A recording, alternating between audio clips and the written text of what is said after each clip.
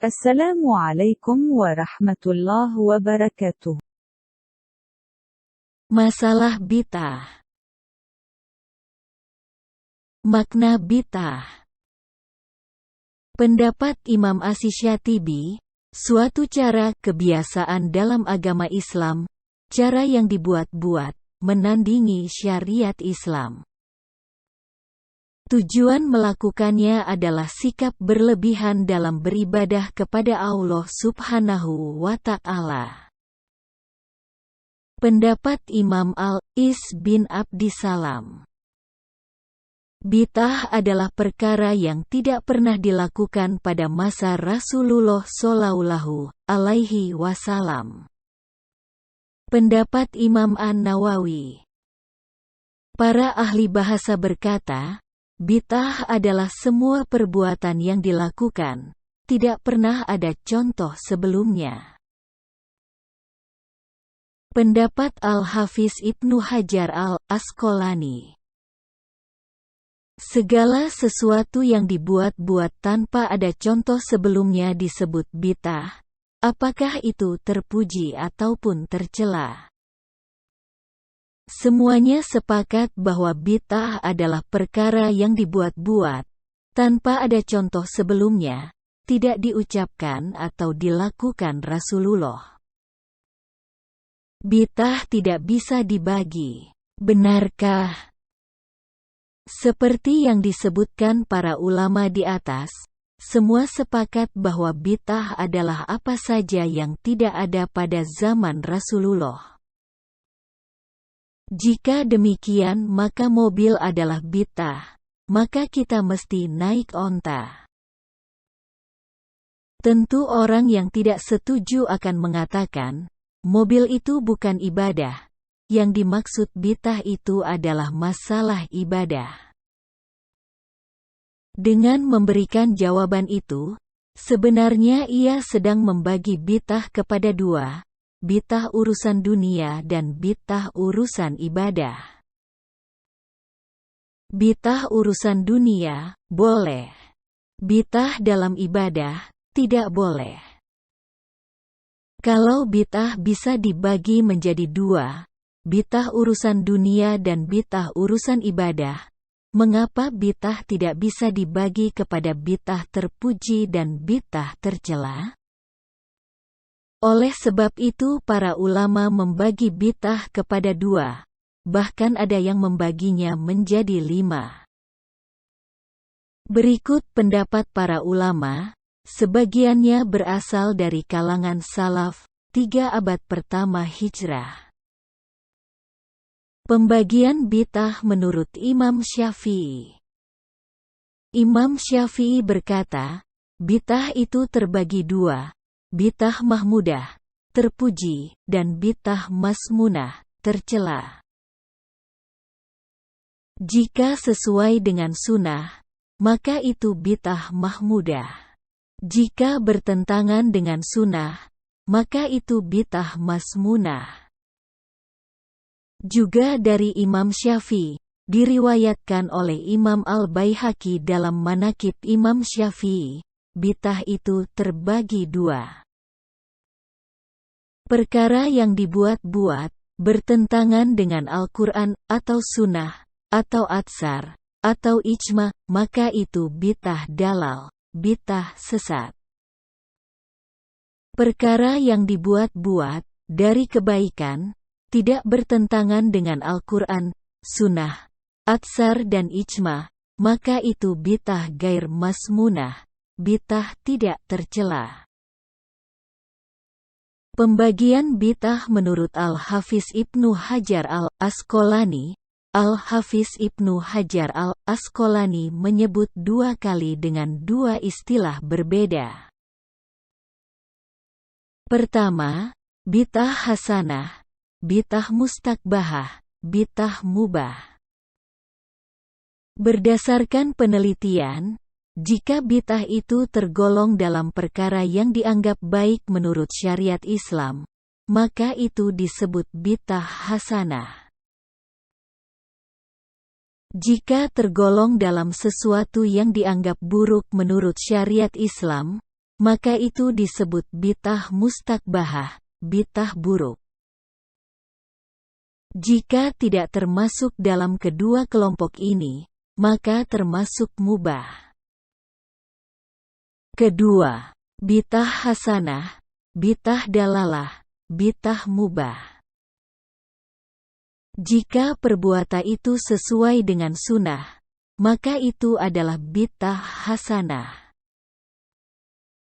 Jika bertentangan dengan sunnah, maka itu adalah bid'ah dalalah. Itulah yang dimaksudkan. Oleh sebab itu bid'ah dikecam. Jika tidak sesuai dengan sunnah dan tidak pula bertentangan dengan sunnah, maka hukum asalnya adalah mubah.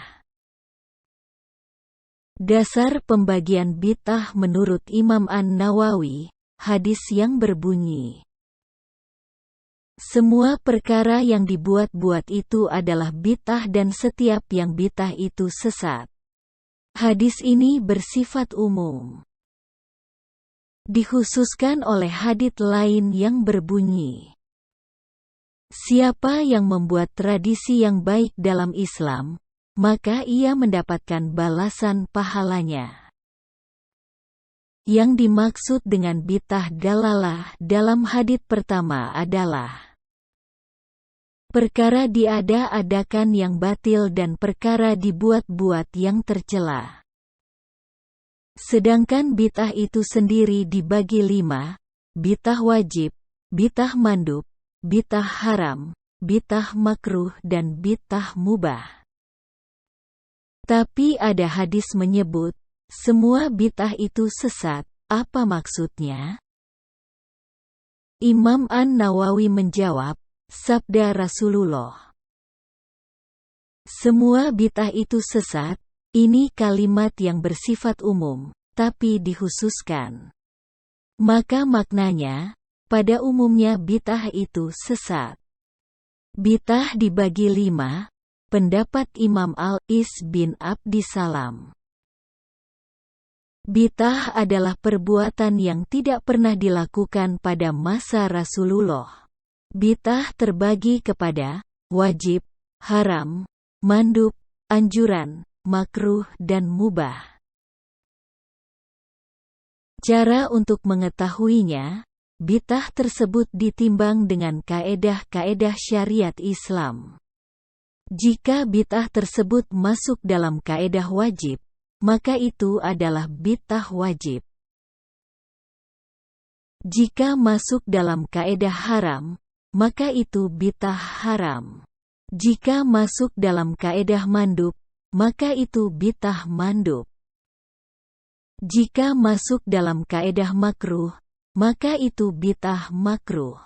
Jika masuk dalam kaedah mubah, maka itu bid'ah mubah. Contoh bid'ah wajib. Pertama, sibuk mempelajari ilmu nahwu, gramatikal bahasa Arab, untuk memahami Al-Quran dan sabda Rasulullah. Itu wajib karena untuk menjaga syariat itu wajib. Syariat tidak mungkin dapat dijaga kecuali dengan mengetahui bahasa Arab. Jika sesuatu tidak sempurna karena ia, maka ia pun ikut menjadi wajib. Contoh kedua, menyusun ilmu usyul fikih. Kaedah-kaedah syariat Islam menunjukkan bahwa menjaga syariat Islam itu fardu kifayah pada sesuatu yang lebih dari kadar yang tertentu. Penjagaan syariat Islam tidak akan terwujud kecuali dengan menjaga perkara-perkara di atas. Contoh bid'ah haram, mazhab Qadariyah, tidak percaya kepada takdir. Mazhab Jabariyah, berserah kepada takdir. Mazhab Mujasimah, menyamakan Allah dengan makhluk. Menolak mereka termasuk perkara wajib. Contoh bid'ah mandub, anjuran, membangun prasarana jihad, membangun sekolah dan jembatan. Semua perbuatan baik yang belum pernah ada pada masa generasi awal Islam. Di antaranya, salat tarawih, pembahasan mendetail tentang tasawuf. Contoh bid'ah makruh, hiasan pada masjid-masjid, hiasan pada mushaf Al-Quran. Adapun melantunkan Al-Quran sehingga lafaznya berubah dari kaedah bahasa Arab, maka itu tergolong bid'ah haram. Contoh bid'ah mubah, bersalaman setelah selesai salat subuh dan asyar.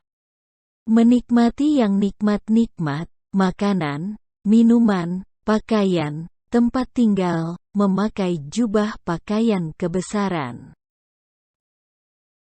Ulama berbeda pendapat dalam masalah ini. Sebagian ulama menjadikan ini tergolong bid'ah makruh, sebagian lain menjadikannya tergolong ke dalam perbuatan yang telah dilakukan sejak zaman Rasulullah.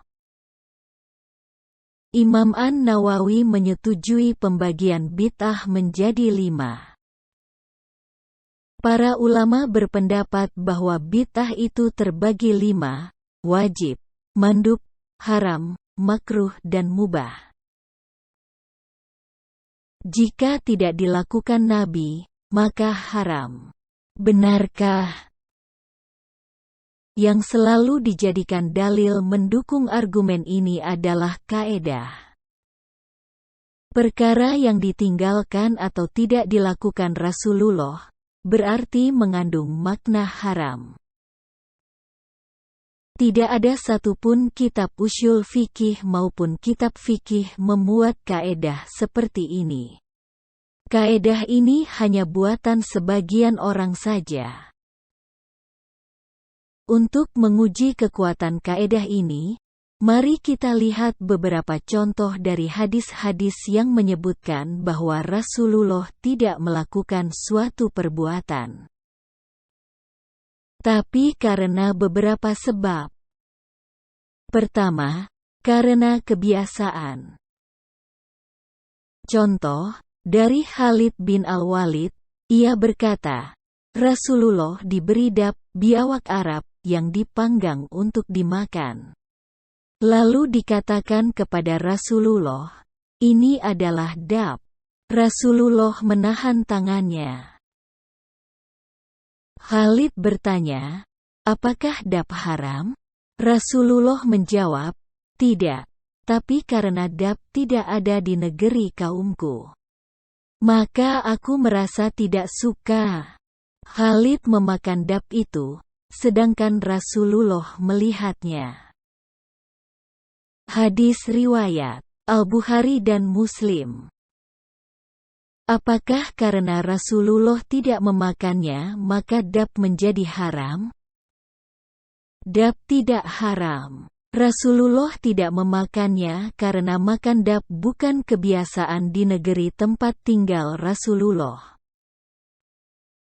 Kedua, khawatir akan memberatkan umatnya. Contoh, dari Aisyah, sesungguhnya Rasulullah salat di masjid pada suatu malam. Lalu orang banyak ikut salat bersama beliau. Pada malam berikutnya orang banyak mengikuti beliau. Kemudian mereka berkumpul pada malam ketiga atau malam keempat, Rasulullah tidak keluar rumah. Pada waktu paginya, Rasulullah berkata, aku telah melihat apa yang kalian lakukan.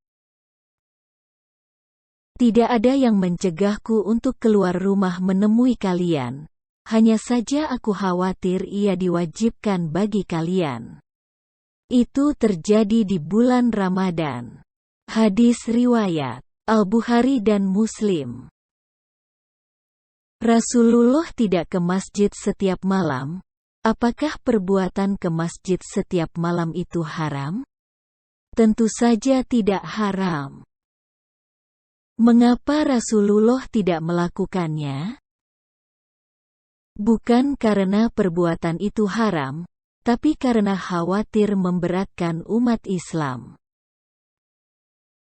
Jika tidak dilakukan Rasulullah, maka haram. Adakah kaedah ini? Inilah yang dijadikan kaedah membuat orang mengharamkan yang tidak haram, membid'ahkan yang tidak bid'ah. Dari Abu Hurairah, sesungguhnya Rasulullah berkata kepada Bilal pada salat subuh, "Wahai Bilal, ceritakanlah kepadaku tentang amal yang paling engkau harapkan yang telah engkau amalkan dalam Islam. Karena aku mendengar suara gesekan sandalmu di depanku di dalam surga." Bilal menjawab, "Aku tidak pernah melakukan amal yang paling aku harapkan, hanya saja aku tidak pernah bersuci, wudu, dalam satu saat di waktu malam atau siang. Melainkan aku salat dengan itu, salat sunat wudu, salat yang telah ditetapkan bagiku." Hadis riwayat Al-Bukhari. Apakah Rasulullah pernah melaksanakan salat sunat setelah wudu? Tentu tidak pernah. Karena tidak ada hadits menyebut Rasulullah pernah melakukan, mengucapkan atau mengajarkan salat sunat 2 rakaat setelah wudu. Jika demikian maka salat sunat setelah wudu itu bid'ah, karena Rasulullah tidak pernah melakukannya. Ini menunjukkan bahwa salat sunat 2 rakaat setelah wudu itu bid'ah hasanah. Jika ada yang mengatakan bahwa ini sunnah takririyah, memang benar. Tapi ia menjadi sunnah takririyah setelah Rasulullah membenarkannya. Sebelum Rasulullah membenarkannya, ia tetaplah bid'ah, amal yang dibuat-buat oleh Bilal. Mengapa Bilal tidak merasa berat melakukannya? Mengapa Bilal tidak mengkonsultasikannya kepada Rasulullah sebelum melakukannya? Andai Rasulullah tidak bertanya kepada Bilal, tentulah Bilal melakukannya seumur hidupnya tanpa mengetahui apa pendapat Rasulullah tentang salat 2 rakaat setelah wudu itu. Maka jelaslah bahwa salat setelah wudu itu bid'ah hasanah sebelum diakui Rasulullah. Setelah mendapatkan pengakuan Rasulullah, maka ia berubah menjadi sunnah takririyah. Fahamilah dengan baik. Kesimpulan. Yang menjadi standar bukanlah perbuatan itu pernah dilakukan Rasulullah atau tidak pernah dilakukan Rasulullah. Tapi yang dijadikan sebagai dasar adalah bahwa perbuatan itu tidak bertentangan dengan dasar-dasar syariat Islam. Jika bertentangan, maka bid'ah dalalah. Jika sesuai dengan sunnah, maka bid'ah hasanah. Standar penetapan bid'ah dalalah.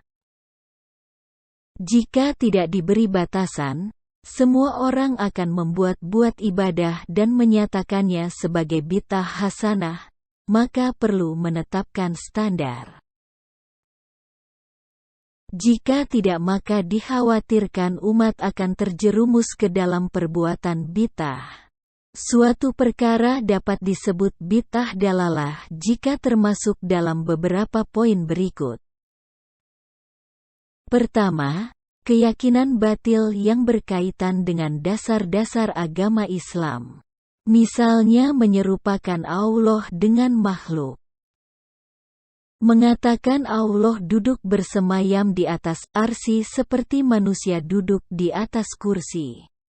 Atau menyatakan bersatu dengan Tuhan, seperti keyakinan panteisme, atau manunggaling kawula Gusti. Kedua, merubah bentuk ibadah yang telah disyariatkan, seperti menambah atau mengurangi. Misalnya menambah rakaat salat wajib, mengurangi takaran zakat fitrah, mengurangi jumlah sujud dalam salat, mengganti surat Al-Fatihah dengan surat lain, merubah lafaz azan, membuat sujud sebelum ruku. Ketiga, merubah waktu ibadah, seperti salat subuh jam 9 pagi, atau puasa setengah hari, atau merubah tempat ibadah, seperti tawaf di Bukit Keramat, tawaf di kuburan dan sebagainya. Keempat, meyakini ada suatu keutamaan pada suatu ibadah yang dilakukan dengan cara khusus, tanpa ada dalil syar'i. Misalnya, berpuasa dengan menjemur diri di panas akan mendatangkan keutamaan ini dan itu. Kelima, menyatakan keutamaan khusus pada waktu tertentu, atau tempat tertentu, atau orang tertentu, atau zikir tertentu, atau surat tertentu, tanpa ada dalil syar'i. Keenam, membuat ibadah khusus, dengan cara tertentu, dengan jumlah tertentu, dengan keutamaan tertentu. Misalnya, salat 100 rakaat, pada malam Maulid Nabi, akan mendapatkan anu dan anu. Ketujuh, berkumpul melakukan suatu ibadah, pada waktu tertentu dan tempat tertentu dengan keyakinan ada balasan tertentu terhadap perbuatan tersebut. Adapun berkumpul di masjid pada malam Maulid Nabi Muhammad, dengan mendengarkan bacaan Al-Quran dan ceramah agama seputar sejarah Nabi Muhammad, atau pada malam tahun baru hijrah sebagai muhasabah diri, sangat dianjurkan untuk memanfaatkan momen tertentu dalam membahas masalah tertentu. Kedelapan, membuat batasan tertentu dalam takaran, jarak, jumlah bilangan, waktu, yang telah ditetapkan syariat Islam. Seperti berat nisyab zakat, jarak qasar salat, jumlah bilangan kafarat, jumlah batu melontar jumrah, jumlah putaran tawaf dan sa'i. Kesembilan, semua perkara yang dibuat-buat, tanpa ada dalil dari syariat Islam, apakah dalil itu nash, atau pemahaman terhadap nash, atau secara terperinci dalam dalil, atau dalilnya global bersifat umum, maka itu adalah bid'ah dalalah.